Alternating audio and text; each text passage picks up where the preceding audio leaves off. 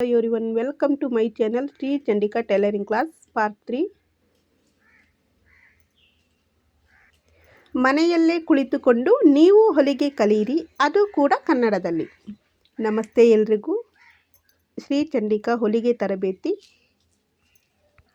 3 ಸ್ವಾಗತ ಸುಸ್ವಾಗತ ಎಲ್ರಿಗೂ. ಫ್ರೆಂಡ್ಸ್, ಕಳೆದ ಸಂಚಿಕೆಯಲ್ಲಿ ಹೊಲಿಗೆಗೆ ಯಾವೆಲ್ಲ ವಸ್ತುಗಳು ಬೇಕಂತ ತಿಳಿಸ್ಕೊಡ್ತಾ ಇದ್ದೆ. ಹಾಗೆ ಪೂರ್ತಿ ವಸ್ತುಗಳನ್ನು ತಿಳಿಸ್ಕೊಡೋಕ್ಕಾಗಲಿಲ್ಲ. ಅದರ ಮುಂದುವರಿದ ಭಾಗವನ್ನು ಇಂದಿನ ಸಂಚಿಕೆಯಲ್ಲಿ ತಿಳಿಸ್ಕೊಡ್ತಾ ಇದ್ದೀನಿ. ಹಾಗೆ ಕಳೆದ ಸಂಚಿಕೆಯಲ್ಲಿ ನೋಟ್ಸು, ಬುಕ್ಕು, ಪೆನ್ನು, ಹಾಗೆ ಪೇಪರ್ ಕಟ್ಟಿಂಗ್, ಸಿಸರ್ ಮತ್ತು ಪೇಪರ್ ಮಾರ್ಕರ್, ಹೀಗೆ ಮತ್ತು ಯಾವೆಲ್ಲ ಸ್ಕೇಲ್ಸ್ಗಳಿದ್ದಾವಂತ ತಿಳಿಸ್ಕೊಟ್ಟಿದ್ದೀನಿ. ಬಟ್ಟೆ ಅಳತೆ ಮಾಡೋ ಸ್ಕೇಲ್ಸ್ ಎಲ್ಲ ಯಾವುದಿದೆ ಅಂತ ತಿಳಿಸ್ಕೊಟ್ಟಿದ್ದೀನಿ. ಇಂದಿನ ಸಂಚಿಕೆಯಲ್ಲಿ ಉಳಿದೆಲ್ಲ ವಸ್ತುಗಳನ್ನು ತಿಳಿಸ್ಕೊಡ್ತಾ ಇದ್ದೀನಿ. ಬನ್ನಿ ನೋಡೋಣ. ಫ್ರೆಂಡ್ಸ್, ಸ್ಕೇಲ್ಸ್ ಎಲ್ಲ ಆದ ನಂತರ ಬಟ್ಟೆ ಬೇಕು. ಇದು ಮೊದಲು ಹೊಲಿದು ಕಲಿಯೋರಾದರೆ ಕಾಟನ್ ಲೈನಿಂಗ್ ಇದ್ದರೆ ಸಾಕಾಗತ್ತೆ, ಅಥವಾ ಕಾಟನ್ ಬಟ್ಟೆ, ಒಳ್ಳೆ ಬಟ್ಟೆ ಇದ್ದರೂ ಅಡ್ಡಿಯಿಲ್ಲ. ಅಂದರೆ ಕಾಟನ್ ಅಂದರೆ ಹೊಲಿಗೆಗೆ ಸೂಕ್ತವಾದ ಬಟ್ಟೆ. ಅಂದರೆ ಮೊದಲು ಹೊಲಿದು ಕಲಿಯುವಾಗ ಬಟ್ಟೆ ಜಾರದೆ ನಾವು ಹೇಳಿದಂಗೆ ಕೇಳುವಂಥ ಬಟ್ಟೆಯಾಗಿರುತ್ತೆ. ಹಾಗಾಗಿ ಕಾಟನ್ ಬಟ್ಟೆ ಇದ್ದರೆ ಒಳ್ಳೆಯದು.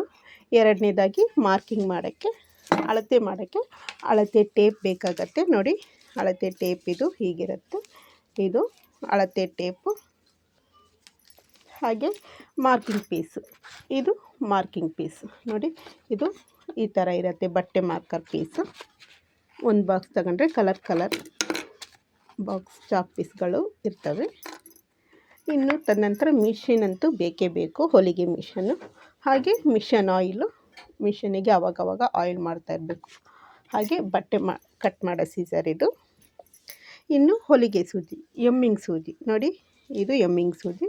ನಾನು 2 ಥರದ ಸೂಜಿ, ಸ್ವಲ್ಪ ಸಣ್ಣಗಿರೋ ಸೂಜಿ ಹಾಗೆ ಸ್ವಲ್ಪ ಉದ್ದಕ್ಕಿರೋ ಸೂಜಿನ ಬಳಸ್ತಾ ಇದ್ದೀನಿ. ಅಂದರೆ ಸಣ್ಣಕ್ಕಿರೋ ಸೂಜಿನ ಎಮ್ಮಿಂಗ್ ಮಾಡೋಕ್ಕೆ, ಉದ್ದಕ್ಕಿರೋದು ದಪ್ಪಗಿರೋದನ್ನು ಇದು ಗುಂಡಿ ಹುಕ್ ಸರ್ಕಕ್ಕೆ ಯೂಸ್ ಮಾಡ್ತೀನಿ. ಹಾಗೆ ಮಿಷನ್ ಸೂಜಿ ಬೇಕಾಗುತ್ತೆ. ಮಿಷನ್ ಸೂಜಿ, ಹೈ ಸ್ಪೀಡ್ ಮಿಷನ್ ಸೂಜಿ ಬೇರೆ ಇರುತ್ತೆ. ಹಾಗೆ ಸಣ್ಣ ಮಿಷನ್ ಇದು ಸೂಜಿ, ನಾರ್ಮಲ್ ಮಿಷನ್ ಸೂಜಿ ಬೇರೆ ಇರುತ್ತೆ. ನೋಡಿ, ಹೈ ಸ್ಪೀಡ್ ಮಿಷನ್ ಸೂಜಿ ಸುತ್ತಲೂ ರೌಂಡ್ ಇರುತ್ತೆ.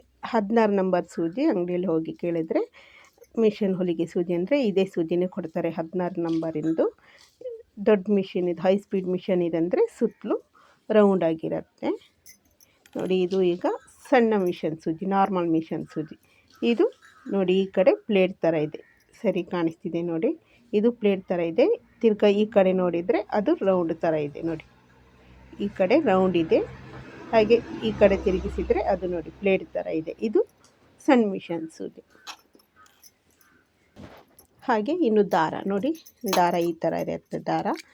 ಇದು ಈ ಒಂದು ದಾರಕ್ಕೆ 7 ರಿಂದ 8 ರೂಪಾಯಿ ಇರುತ್ತೆ. ಹಾಗೆ ಬಟ್ಟೆ ಹೊಲಿಬೇಕಾದ್ರೆ ಬಟ್ಟೆ ಕಟ್ ಮಾಡೋ ಕತ್ತರಿ ಇದು. ಬಟ್ಟೆ ದಾರ ಕಟ್ ಮಾಡೋಕ್ಕಿದು ಥ್ರೆಡ್ ಕಟ್ಟರ್ ಇದು. ನೋಡಿ, ಇದು ಗುಂಡ್ಪಿನ್. ಇದು ಯಾಕಂದರೆ ಬಟ್ಟೆ ಅಳತೆ ಮಾಡುವಾಗ, ಮಡಚಿಕೊಂಡು ಅಳತೆ ಮಾಡುವಾಗ ಆ ಕಡೆ ಈ ಕಡೆ ಜಾರದೇ ಇರಲಿ ಅಂತ ಇದನ್ನು ಯೂಸ್ ಮಾಡ್ಕೊತಾರೆ ಬಟ್ಟೆಗೆ.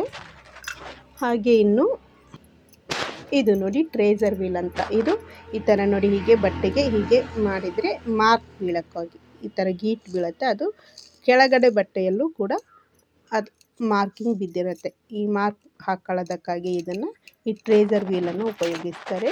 ಹಾಗೆ ಬಟ್ಟೆ ಸ್ಟಿಚ್ಚಿಂಗ್ ಮಿಸ್ ಆಗಿ ಹಾಕ್ಕೊಂಡ್ಬಿಟ್ರೆ ಬೇಡದೇ ಇರೋ ಸ್ಟಿಚ್ಚನ್ನು ರಿಮೂವ್ ಮಾಡೋಕ್ಕೆ ಇದನ್ನು ಬಳಸ್ತಾರೆ. ಇದು ಸೀಮ್ ರಿಪ್ಪರ್ ಅಂತ. ಇದು ಸೀಮ್ ರಿಪ್ಪರ್. ಹಾಗೆ ಇದು ನೀಡಲ್ ಥ್ರೆಡ್ಡರ್ ಅಂತ. ನೀಡಲಿಗೆ ಥ್ರೆಡ್ಡನ್ನು ಹಾಕುವಂಥ ಒಂದು ವಸ್ತು, ಇದು ಸಾಧನ. ಇದು ನೀಡಲ್ ಥ್ರೆಡ್ಡರ್ ಅಂತಾರೆ.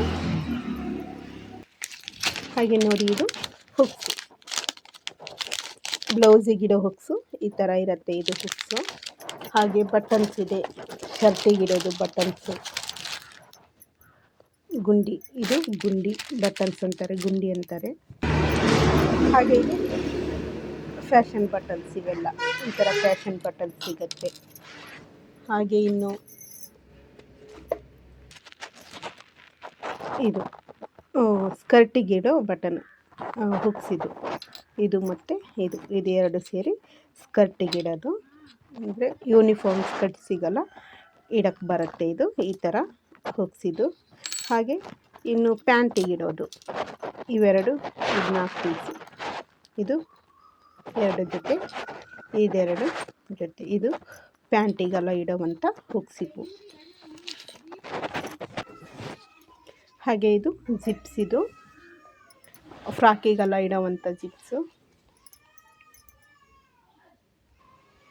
ಇದು ಇಲಾಸ್ಟಿಕ್ಕು, ಡ್ರೆಸ್ ಪ್ಯಾಂಟಿಗೆ ಇಡಕ್ಕೆ ಬರುತ್ತೆ, ಮಕ್ಕಳ ಡ್ರೆಸ್ಸಿಗೆಲ್ಲ ಇಡಕ್ಕೆ ಬರುತ್ತೆ ಇಲಾಸ್ಟಿಕ್ಕು.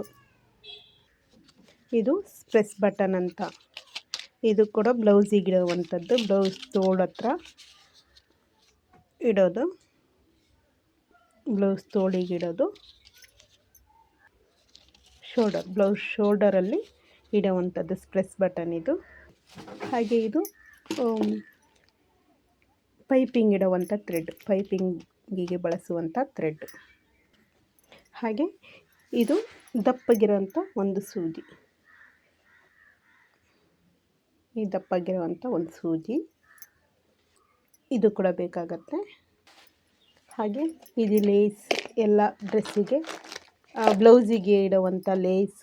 ಹಾಗೆ ಇದು ಕೂಡ, ಇದು ಜರಿ ಲೇಸ್, ಇದು ಹಾಗೆ ಬಟ್ಟೆದ್ದು ಲೇಸ್, ಕಲರ್ ಲೇಸ್ ಸಿಗ್ತವೆ, ಬಟ್ಟೆಗೆ ಬೇಕಾದಂಥ ಕಲರ್ಸಲ್ಲಿ ಸಿಗ್ತವೆ ಈ ಲೇಸು. ಇದು ಜರಿ ಲೇಸ್.